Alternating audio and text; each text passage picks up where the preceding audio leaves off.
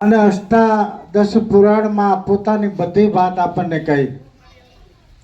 તમને સમજાવું એક દાખલો આપી કે એક સંતે એના શિષ્યને કહ્યું, બેટા આ ચણા છે ને એ કાચા છે, શેકેલ નથી.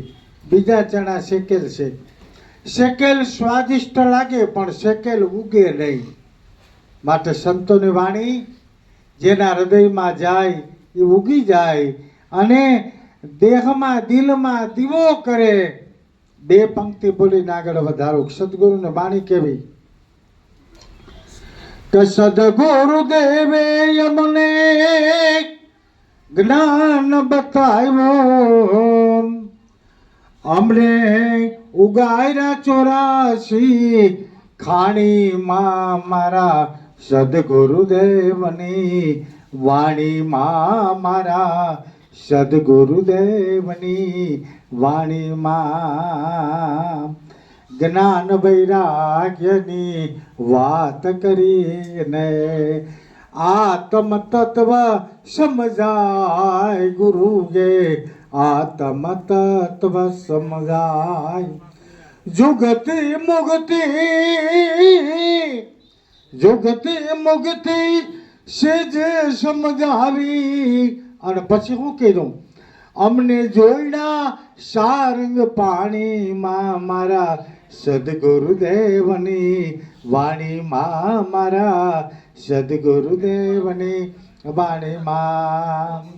સ્વામી વિવેકાનંદ રામકૃષ્ણ પરમહંસ પાસે જાય, સદગુરુ મહારાજની કૃપા મેળવે કે બાપા વિજ્ઞાનનું આ ભણતરનું આ જ્ઞાન મેં ઘણું મેળવું પણ આધ્યાત્મિક જ્ઞાનની પ્રાપ્તિ મને આપો. અને ત્યારે રામકૃષ્ણ પરમહંસ એમ કહે છે કે હે પ્રભુ, આજે આ બધું અવતર્યું બાપા આમણી કોણ અવતર, જે મારી જ્ઞાન મારી શક્તિ એ તમને આપું છું, માટે તમારી જીભે નારાયણ વાતો કરશે. આજે બાપુએ ગોવિંદદાસ બાપુ આશીર્વાદના ઢગલા વરસાવી દીધા. હવે એમાં કંઈ કહેવા પડવું નથી. આહાડ મહિનાની એલી જ્યારે ચાલુ થાય ને, આષાઢ ગમ ગમ જરા ધમ ધમ વરડ સમ સમ વીજળી, આષાઢ ઉચ્ચારમ મેઘ મલારમ બલિ બગારમ જલધારમ દાદો ડંકારમ મયુર પુકારમ તળિતા તારમ વિસ્તારમ નામ લખી સંભારમ પ્યાસ પારમ નંદકુમારમ નિરખ્યારી. અને કહે રાધે પ્યારી મેં બલિહારી ગોકુલ આવો. અષાઢ મહિનાનું જ્યારે મેઘ વરસતો હોય અને સૃષ્ટિનું અણુ જેમ પાવન કરે એમ બાપુ વહાડ અને ભાદરવા રૂપે વરસી ગયા છે અને ભીતરથી ભીજવી દીધા છે. એટલે એની વાણી શું કરું, પણ બાપુ શબ્દ બોલ્યા એ પ્રમાણે અમે મોડુભાઈ, હરદાસભાઈ, ફોટાવાળા હર્ષિતભાઈ, આ બધા ઘણા આપણા બધા જૂના સેવક વૃંદ જે આ આશ્રમની અંદર તન મન ધનથી વણાયેલા છે એ સર્વે તમારી સાથે જ છે.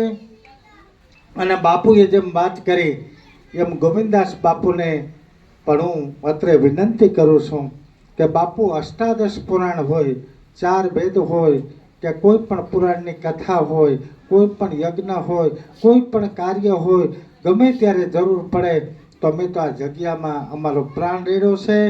કાલિદાસ બાપુની પણ આજ્ઞા છે એટલે ગમે ત્યારે અમને યાદ કરશો એટલે કાળી રાતે જેમ બાપુની શબ્દ પડે અમે દોડ્યા આવતા એમ તમારી સાથે પણ અમે વડાયેલા છીએ. માટે બોલીએ પરબના પેરને. હરદાસભાઈ પણ પછી આ બાજુ આવે. મોડુભાઈ આપણા જગ્યાના પ્રખ્યાત ભજનીકા એ પણ પાદાભાઈ, અર્જણભાઈ, તુલસીભાઈ, નામ લઉં તો કદાચ કોઈના નામ ભૂલાઈ જાય માફ કરજો.